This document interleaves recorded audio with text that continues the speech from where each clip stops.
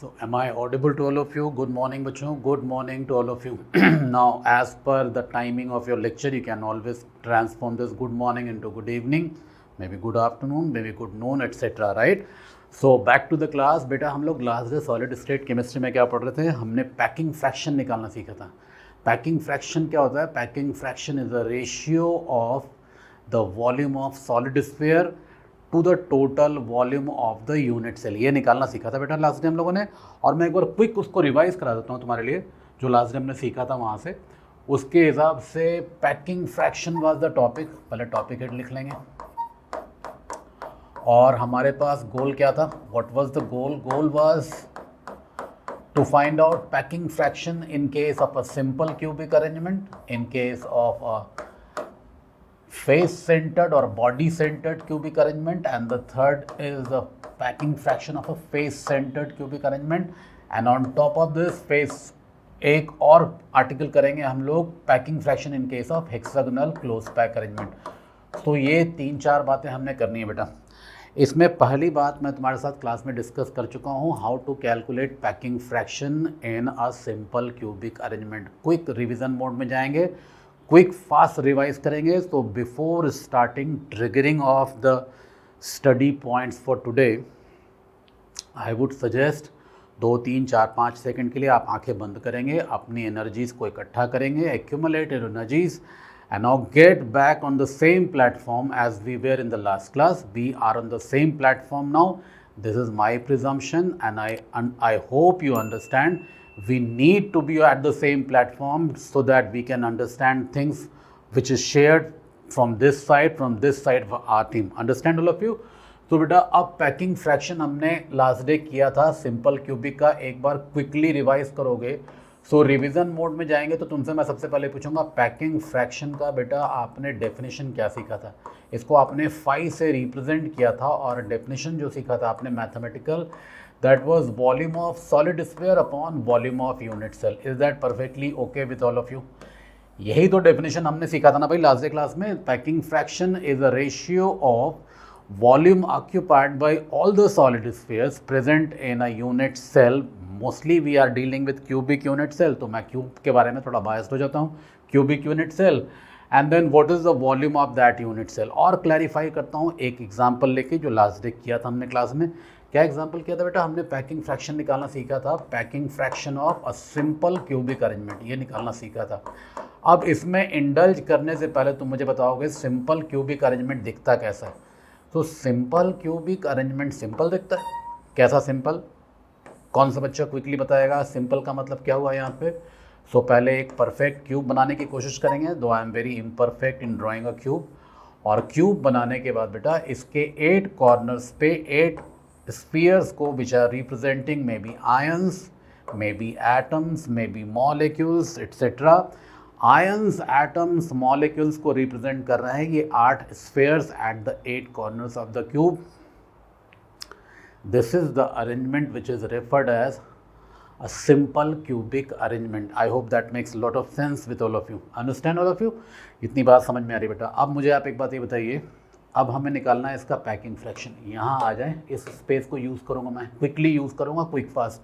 अब तुम मुझे एक बात ये बताओ, नंबर ऑफ सॉलिड स्फीयर्स और लैटिस पॉइंट्स में भी, नंबर ऑफ सॉलिड स्फीयर्स और lattice points per unit cell, ये कितने के बराबर है? ये तुमको मैंने तुम्हारे साथ डिस्कस किया था, तुमको मैंने निकालना सिखाया था. ऐसा लैंग्वेज में यूज़ नहीं करता. I don't use flamboyant language like this. मैंने तुमको सिखाया, तुमने खुद से सीखा. We are only helping you to achieve और reach a certain point. So number of solid sphere per unit cell कितना हो जाएगा बेटा? Number of solid sphere per unit cell is 8 into 1/8, so which is precisely equal to 1. ये किया हमने. 8 corner पे 8 गोले हैं, हर का कंट्रीब्यूशन 1/8 लेंगे, चूँकि 8 क्यूब में डिस्ट्रीब्यूटेड है. वो कैसे है? This we have seen. तो number of solid sphere per unit cell कितना हो जाएगा?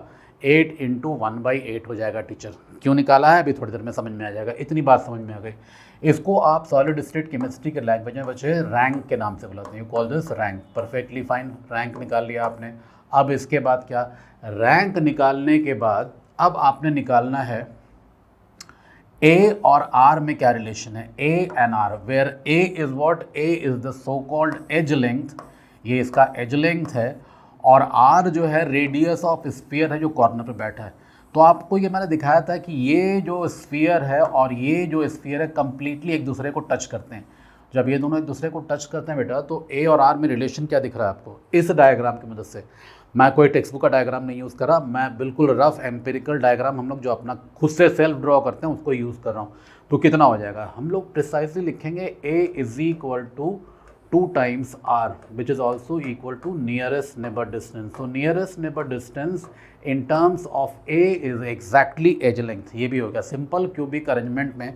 देखो नियरेस्ट नेबर डिस्टेंस, ये टर्म मैंने यूज़ किया है। नियरेस्ट नेबर डिस्टेंस, दो गोलों के बीच का सबसे क्लोजेस्ट डिस्टेंस क्या है इसके बारे में बात कर रहे हैं। तो ये तो हमेशा ही 2r के बराबर होगा, एक का रेडियस और दूसरे का रेडियस। मान लो ये गोला है और ये गोला है, तो इसका रेडियस इसका रेडियस, यही नियरेस्ट नेबर डिस्टेंस होगा। तो 2r तो हमेशा ही होना बेटा। तुमको इसको ए एज लेंथ के टर्म में एक्सप्रेस करना सीखना है, क्योंकि उसी से एग्जाम में क्वेश्चन आता है। तो एज लेंथ के टर्म में ट्वाइस ऑफ r जो है a के बराबर हो जाएगा। ये भी क्लियर हो गया। ये आपने क्यों निकाला है, अभी 2 मिनट टाइम दो, ये भी क्लियर हो जाएगा। अब अगली बात, मुद्दे पे आ जाए हम लोग। हमने निकाला था पैकिंग एफिशिएंसी और packing fraction. So this is equal to volume of solid sphere. Number of solid sphere 1 है, और एक सॉलिड स्फीयर का वॉल्यूम अगर स्फेरिकल है वो जो कि वो है 4/3 पाई आर क्यूब है, and this divided by a cube. A की जगह आप क्या लिखते हैं, 2 of r cube whole cube लिखते हैं। इसको सॉल्व करना है, यही तो हो जाएगा पैकिंग फ्रैक्शन। तो तुमको ये समझ में आ रहा है कि मैंने ए को आर में क्यों ट्रांसफॉर्म किया था। मैंने नहीं किया, टेक्स्ट बुक क्यों करता, मैं तुम्हें ये बता रहा हूँ। We never talk individualistic, right? We always talk as if the textbook is talking to you, this platform is talking to you. This is my basic aim. So now A को R में क्यों transform किया, ऊपर भी R cube है नीचे भी R cube है, कैंसिल हो जाएगा, कैलकुलेशन में आसानी होगी। So that was the purpose behind this. Solve करेंगे इसको, क्या वैल्यू आता है, π/6 आता है। सो ये तकरीबन कितना आ रहा था बेटा, 0.527 वगैरह मैंने कुछ निकाला था। सो इसको तुम क्रॉस चेक कर लोगे, ये वैल्यू आ रहा है। इसका मतलब 52.7% स्पेस में सॉलिड स्फीयर है, तो रेस्ट स्पेस जो है 100 माइनस 52.7% का जो स्पेस है वो क्या है, वो वॉइड्स में चला जाता है। पैकिंग फ्रैक्शन का मतलब यही होता है। ये सिंपल क्यूबिक, ये सिंपल बातें हमने लास्ट डे क्लास में बिंदास कर ली थी, खुद से कर ली थी, और मैंने आपके लिए एक बार क्विकली रिवाइज कर दिया है। Packing fraction, simple cubic, body centred cubic, face centred cubic, hexagonal close pack, ये निकालना हमारा उद्देश्य है, पर्पस है। हमने सिंपल क्यूबिक का पैकिंग फ्रैक्शन क्लास में निकालना सीखा था, लास्ट क्लास में ही सीखा था। मैंने एक बार क्विक रिवाइज करा दिया है। अब आपने एक बार क्विकली इसको रिवाइज करने के बाद अगले टॉपिक में इन करना है, विच इज़ ओके, अगला टॉपिक नहीं है, पहले 1-2 छोटे छोटे क्वेश्चन कर लें। What is the percentage of empty space in the following unit cell. I think exactly यही बात मैंने तुमसे की अभी। ये अपने आप में एक सिंपल क्यूबिक अरेंजमेंट है बेटा। सिंपल क्यूबिक अरेंजमेंट है, कैसा पता चल रहा है, देखो भाई 8 कॉर्नर्स के ऊपर, क्यूब के 8 कॉर्नर्स के ऊपर 8 स्फीयर्स हैं, तो ये सिंपल क्यूबिक अरेंजमेंट है। तो इसका पैकिंग फ्रैक्शन 52.7 के आसपास होता है, तो इसमें वॉइड स्पेस कितना हो जाएगा, 100 minus 52.7 which should be precisely close to 47%। तो यही आंसर हो जाएगा, देखेंगे 47.6% यही आ रहा है। 52.4 लिया है इसने पैकिंग फ्रैक्शन, तो वॉइड स्पेस हो जाएगा 100 माइनस, इसने पैकिंग फ्रैक्शन 5 का वैल्यू लिया है 52.4%।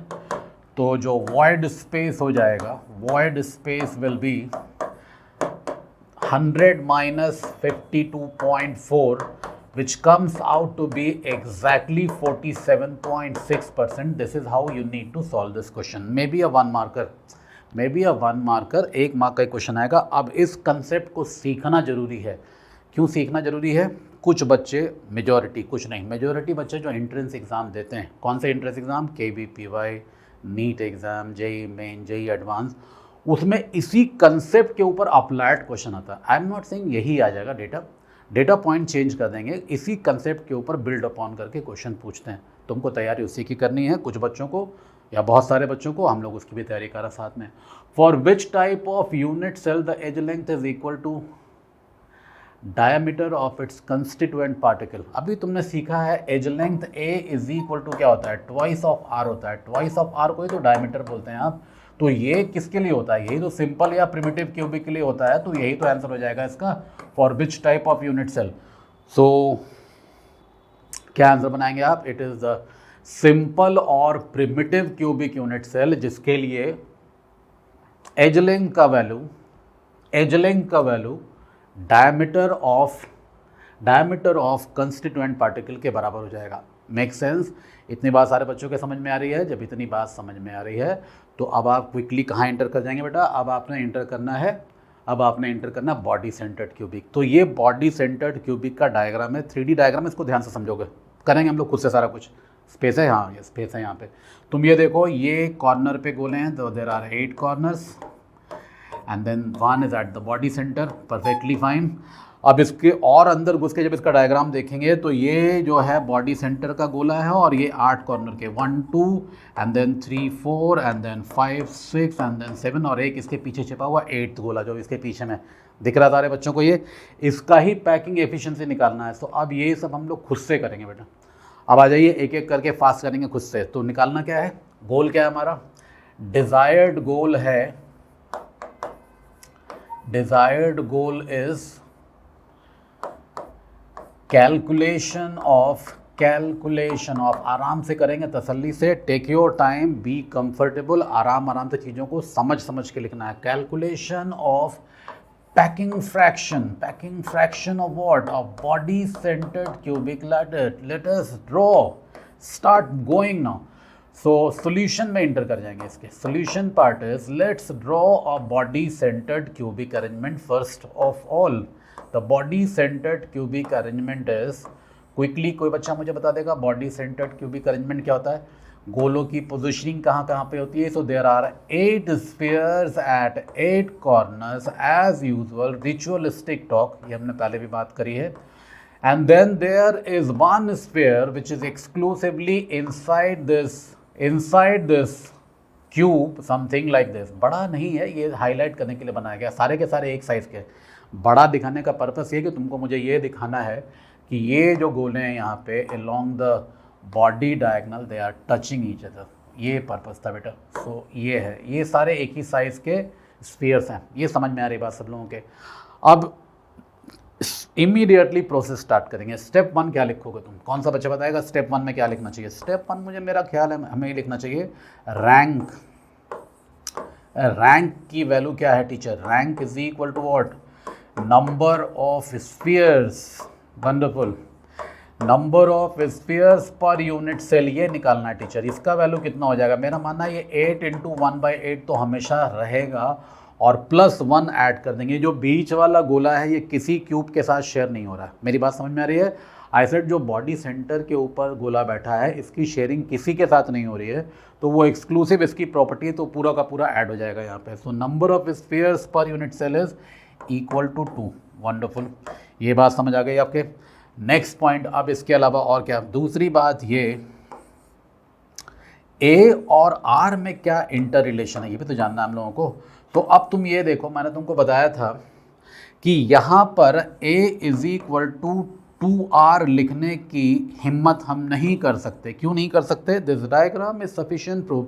तुम ये देखोगे, अगर ये एज लेंथ है बेटा, let me make it very very clearly, जरा इसको साफ करके बनाऊँ, मैं पूरा हटाऊँ। अब तुमको दिख रहा है ये, वी आर टेम्पटेड कि ये एज लेंथ है इसका, तो क्या A 2R के बराबर है? अब तुमको दिख रहा है, इसका आंसर इसके नीचे नजर आ रहा है।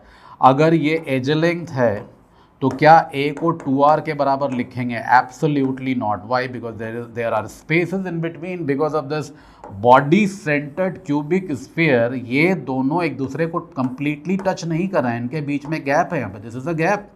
Understand all of you, gap है वहाँ पे। फिर देखो एक बार ध्यान से, मैं फिर से इरेज कर रहा हूँ, तुमको समझ में आ रही बात है?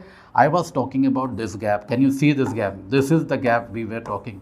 तो इस गैप की वजह से A is equal to 2R, इसको लिखने की जरूरत या हिम्मत हमने नहीं करनी है, गलती हो जाएगी वो गलती।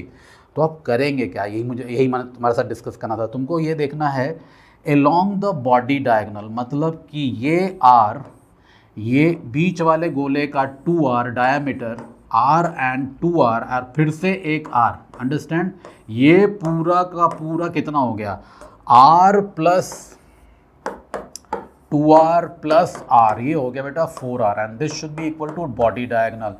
अब तुम मुझे क्विकली बताओगे कि किसी क्यूब के बॉडी डायगोनल का वैल्यू क्या होता है। बॉडी डायगोनल का वैल्यू क्या होता है? किसी भी क्यूब के बॉडी डायगोनल का वैल्यू बताना है। अगर उसका एज लेंथ पता है आपको, एज लेंथ अगर ए है, तो मेरा मानना है ये सब पूछने मातने की जरूरत नहीं मुझे, मैं डायरेक्टली लिखूंगा √3a। बॉडी डायगोनल √3a होता है, mathematically done.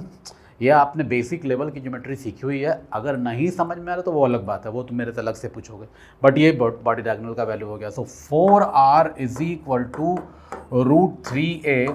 So can I dare speak twice of r is equal to √3a by 2? Can we understand this? इसी को नियरेस्ट नेबर डिस्टेंस बोलते हैं।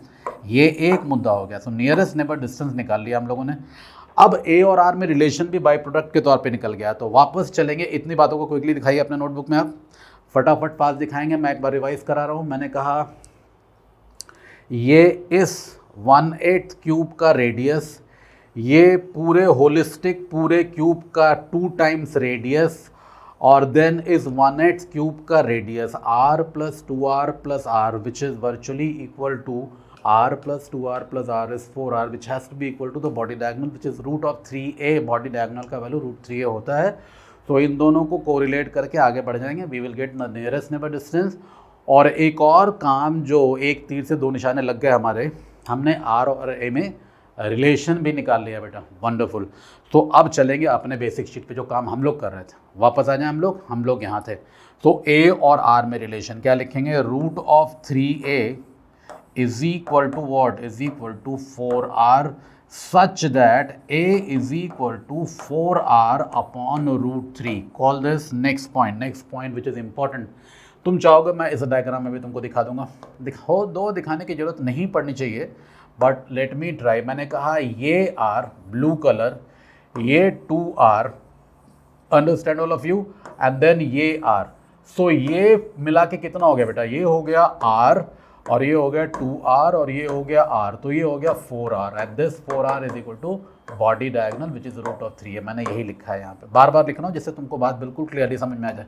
दिख रहा सारे बच्चों को? सो ये भी दिख गया। अब आगे क्या? अब तुम बताओ मुझे आगे क्या करना चाहिए? हमने निकालना क्या? हमने निकालना है पैकिंग फ्रैक्शन, पैकिंग एफिशिएंसी निकालना है। तो डिजायर्ड गोल हमें बिल्कुल क्लियर दिख रहा है, हमें बिल्कुल दिख रहा है मछली की आंख की तरह। We are just like Arjun in Indian mythology, और हमें दिख रही है मछली की आंख कहाँ पे। हमें निकालना है पैकिंग फ्रैक्शन। सो बेटा पैकिंग फ्रैक्शन होता क्या? Phi is equal to volume of solid sphere as I told you, and volume of unit cell का ratio. Volume of solid sphere कितना है? वो है 2 टाइम्स, 2 कहाँ से? यहाँ से आ रहा है, 2 spheres, and then 4/3 and then pi r cube, 2 into 4/3 pi r cube, and this divided by what? This divided by volume of the unit cell which is a cube, and this a is in auto mode being removed, being taken care of। a का value 4r upon √3 होता है। सो अब आपने इसको इसी value को put कर देना है पे 2 into 4/3 and pi r cube, and this divided bye 4r upon √3 का होल क्यूब। ये आ गया यहाँ से। अब r क्यूब कैंसिल करना था, वो तो कैंसिल हो गया। So basic job is done now. Basic job from this desk, this platform is completed. Now rest is up to you to calculate it very quick fast. So ये value आ गया, कितना आ रहा? सॉल्व करेंगे। मेरा मानना है सॉल्व करने के बाद वैल्यू आता है 0.68। So packing fraction in case of a body centred cubic arrangement is coming out to be 0.68। लिखेंगे लाउड एंड क्लियर। साथ में हमने 2-3 पैरामीटर और भी सीखे हैं। 2-3 नहीं बोलना चाहिए, 2 ही और सीखें। Let's be very precise. हमने सीखे हैं रैंक निकालना। रैंक क्या होता है बॉडी सेंटर्ड क्यूबिक अरेंजमेंट का? Rank is equal to 2। Nearest neighbour distance क्या होता है बेटा? Nearest neighbour distance is 2 of r, so 2r is equal to √3a by 2। √3 is 1.732 divided by 2, so the nearest neighbor distance 2r is equal to 0.866a √3a divided by 2 का magnitude आ गया ये। सो हमने ये सारी बातें सीखी हैं, पैकिंग फ्रैक्शन निकालना सीख लिया है। अब तुम में से कुछ बच्चे जो इनक्विजिटिव होंगे जो ज़्यादा पार्टिसिपेट करते हैं क्लासरूम में, ऑफलाइन क्लासेस में भी होता है ऐसा और ऑनलाइन में भी, जो बच्चे ज़्यादा पार्टिसिपेट करना चाहते हैं वो पूछेंगे टीचर आपको एक बात बतानी चाहिए, यहाँ पे टीचर कहाँ चले, जगह है कहीं पे, जगह दिख रहा है बेटा तुमको, यहाँ जगह यूज़ करते हैं। सो अगर आपने पैकिंग फ्रैक्शन देखा था सिंपल क्यूबिक का, if you remember, so that was 0.524 में भी और 0.527 लिखा था मैंने। सो ये था 52.4%, ठीक है। और बेटा packing fraction for body centred cubic arrangement is coming out to be how much, this is coming out to be 0.68, जिसको आप 68% भी बोलते हैं। Something is conveyed in between the lines, कुछ बात निकल के आ रही है यहाँ से। क्या बात निकल के आ रही है? सिंपल क्यूबिक के तुलना में यहाँ पर सॉलिड स्फीयर ने यूनिट सेल की ज़्यादा जगह ऑक्यूपाई कर रखी है। ऐसा क्यों है? कॉमन सेंस की बात है कि जब एक बॉडी सेंटर पे भी गोला है 8 कॉर्नर के अलावा, तो वॉल्यूम ऑफ सॉलिड स्फीयर तो बढ़ जाएगा ना भाई। तो जब वॉल्यूम ऑफ सॉलिड स्फीयर बढ़ जाएगा तो पैकिंग फ्रैक्शन का बढ़ना बहुत ही लाजमी सी बात है। This is but natural that the packing fraction increases. So packing fraction of body centred cubic is more than this because rank here is, in case of simple cubic, rank is 1, here rank is 2. Comparative study, rank is 2, where more number of solid spheres are present. It has to occupy more volume, so its packing fraction has to be higher. So everything logical and fair enough, fine. So this is all about packing fraction of body centered cubic. अब तुमको मैं एक बार दिखाने की जरूरत है क्या? Body centred cubic का ये अरेंजमेंट है। Total number of atoms in the unit cell ये हो गया बेटा 2 के बराबर, और उसके बाद इसने भी वही किया, √3a is equal to 4r। इसने पूरा प्रूफ किया है कि बॉडी डायगोनल का वैल्यू कैसे निकालते हैं। ये सारा बेसिक मैथमेटिक्स है। अब मैंने तुमको दिखा दिया, जिन बच्चों को ये समझ नहीं आ रहा है कि बॉडी डायगोनल का वैल्यू यहाँ से यहाँ का वैल्यू √3a क्यों लेते हैं, वो बात यहाँ समझा दी गई है। सो √3a ले लेंगे यहाँ से, ये भी दिख रहा है आपको। और इसके बाद क्या, volume of unit cell, number of sphere per unit cell, volume of 2 sphere, packing efficiency का वैल्यू 68% आ रहा है। नियरेस्ट नेबर डिस्टेंस हमने कैलकुलेट कर लिया। So this is all about it, body centred cubic arrangement. So done from this platform. आपने quick revise करना है, अभी थ्योरी रिवाइज करना है। Give me 5-10 more minutes of time. After finishing of the theoretical part, we are going to bludgeon. We are going to enter what? We are going to enter to solving numericals. Chapter based numerical करेंगे, फिर कुछ difficult level के numerical भी करने की कोशिश करेंगे as time permits, right. Let's move right now, right away.